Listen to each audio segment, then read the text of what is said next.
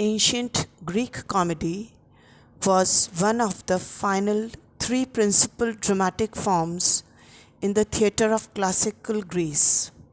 The philosopher Aristotle wrote in his Poetics, circa 335 BC, that comedy is a representation of laughable people and involves some kind of blunder or ugliness which does not cause pain or disaster.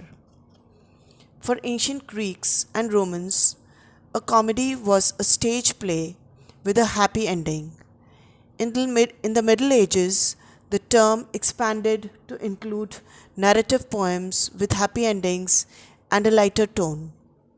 In this sense, Dante used the term in the title of his poem, The Divine Comedy. In Italian, it is Divina Commedia. The phenomena connected with laughter and that which provokes it has been carefully investigated by psychologists and agreed upon.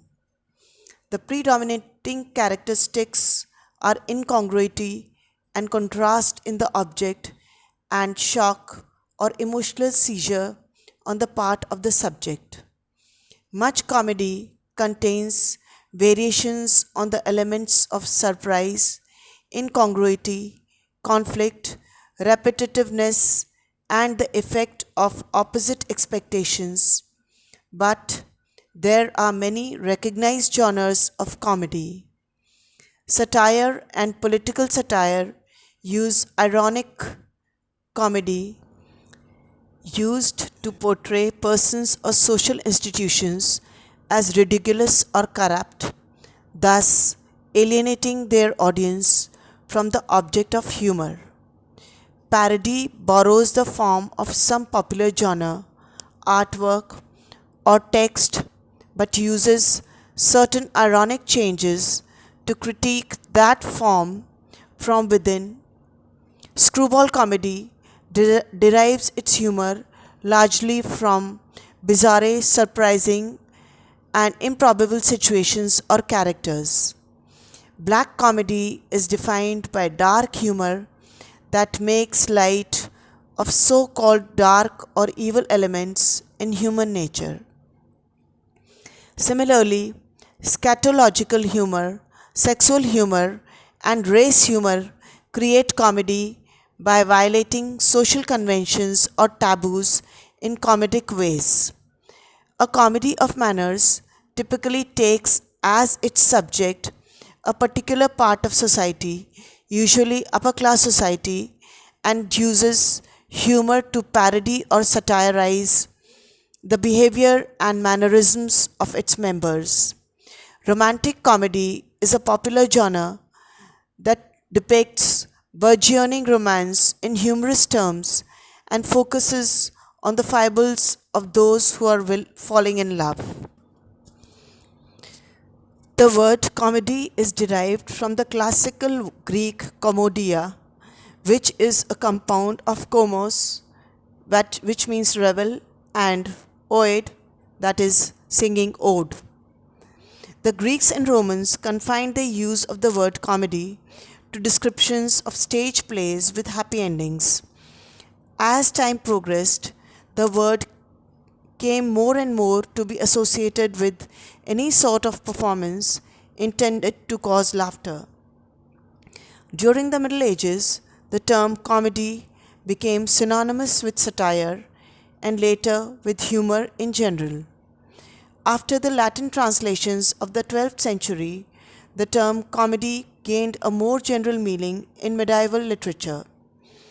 In the late 20th century, many scholars preferred to use the term laughter to refer to the whole gamut of the comic in order to avoid the use of ambiguous and problematically defined genres such as the grotesque, irony, and satire. The Alexandrine grammarians, and most likely Aristophanes of Byzantium in particular, seem to have been the first to divide Greek comedy into what became the canonical three periods: Old Comedy, Archaea, middle comedy Messe, and new comedy Nia. These divisions appear to be largely arbitrary, and ancient comedy almost certainly developed constantly over the years. Western history of comedy. Starting from 425 BCE, Aristophanes, a comic playwright and satirical author of the ancient Greek theatre, wrote 40 comedies, 11 of which survive.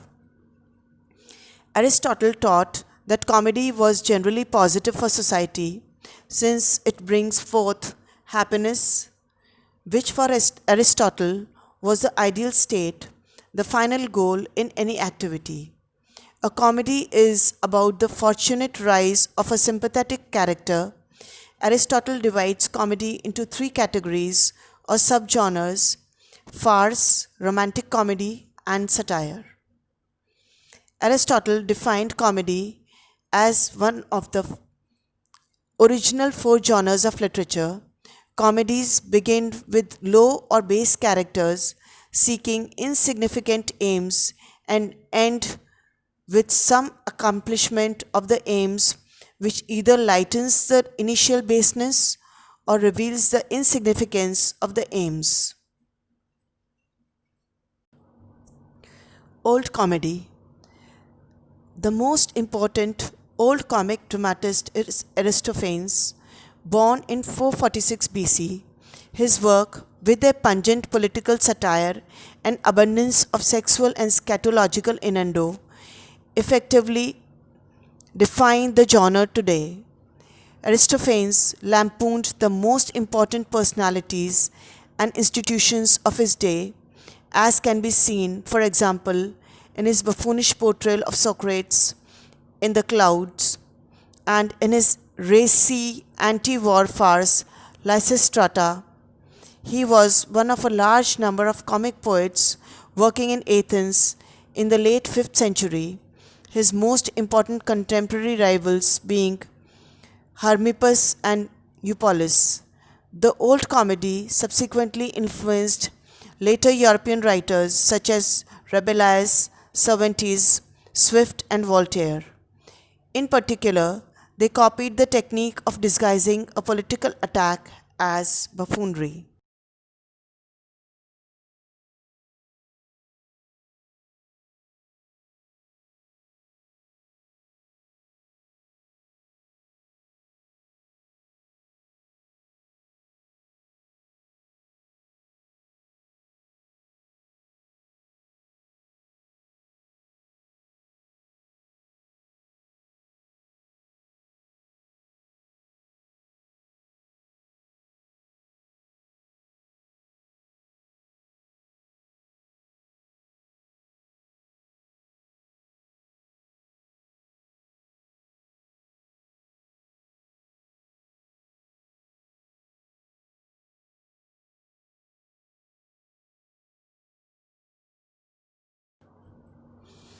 Middle comedy.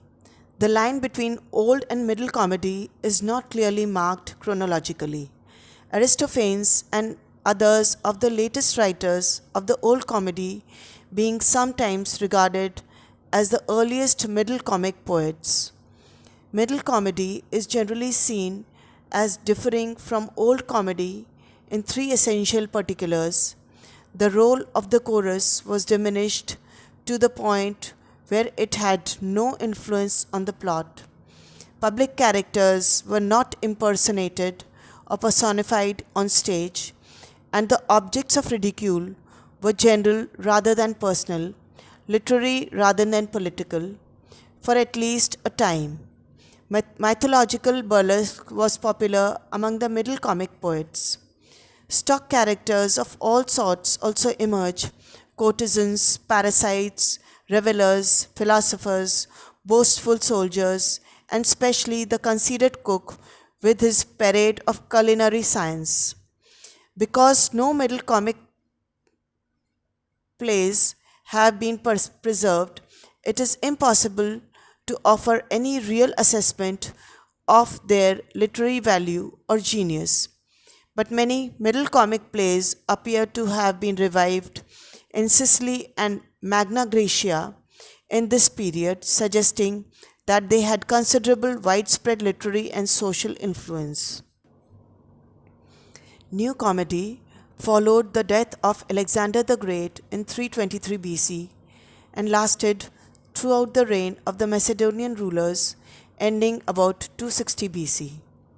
The three best known playwrights belonging to this genre are Menander, Philemon, and Diphilus. The playwrights of the New Comedy genre built on the legacy from their predecessors but adapted it to the portrayal of everyday life rather than of public affairs. The new comedians preferred the everyday world to mythological themes, coincidences to miracles or metamorphoses, and they peopled this world with a whole series of semi realistic braggarts, the permissive father figure, and the stern father young lovers, parasites, kind hearted prostitutes, and cunning servants. Their largely gentle comedy of manners drew on a vast array of dramatic devices, characters, and situations their predecessors had developed, prologues to shape the audience's understanding of events, messenger speeches to announce of stage action, description of feasts, the complications of love, sudden recognitions, ex machina endings were all established techniques which playwrights exploited and evoked. The new comedy depicted Athenian society and the social morality of the period, presenting it in attractive colors but making no attempt to criticize or improve it. In his own time, Philemon was perhaps the most successful among the new comedy, regularly beating the younger figure of Menander in contests, but the latter would be the most highly esteemed by subsequent generations. Menander's comedies not only provide their audience with brief respite from reality, but also gave audiences an accurate picture of life. Menander's comedies tended to center on the fears and foibles of the ordinary man, his personal relationships, family life, and social mishaps, rather than politics and political life. His plays were also much less satirical than preceding comedies, being marked by a gentle, urbane tone, a taste for good temper and good manners. The human dimension of his characters was one of the strengths of Menander's plays and perhaps his greatest legacy through his use of these fairly stereotyped characters to comment on human life and depict human folly and absurdity compassionately with wit and subtlety. Much of the rest of our knowledge of New Comedy is derived from the Latin adaptations of Plautus and Terence. Influences. Horace claimed Menander as a model for his own gentle brand of Roman satire.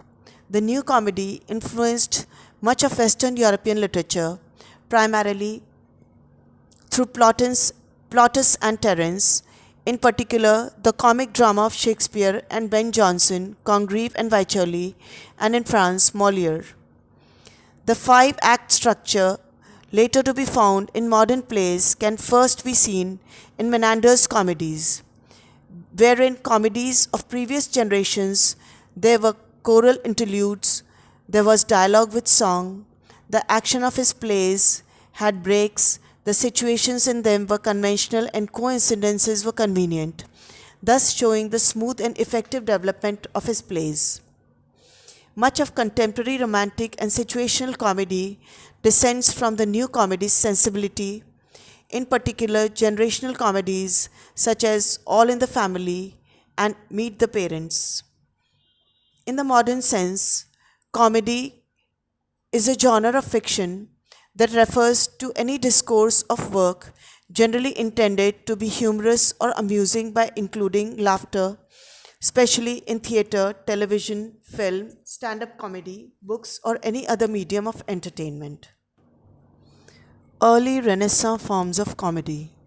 The Divine Comedy is a long narrative poem by Dante Alighieri, begun in circa 1308 and completed in 1320, a year before his death in 1321. It is widely considered to be one of the greatest works of world literature. The work was originally simplified titled Commedia. The adjective divina was added by Giovanni Boccaccio. Comedy in its Elizabethan usage had a very different meaning from modern comedy. A Shakespearean comedy is one that has a happy ending, usually involving marriages between the unmarried characters, and a tone and style that is more light-hearted than Shakespeare's other plays. 19th to early 20th century.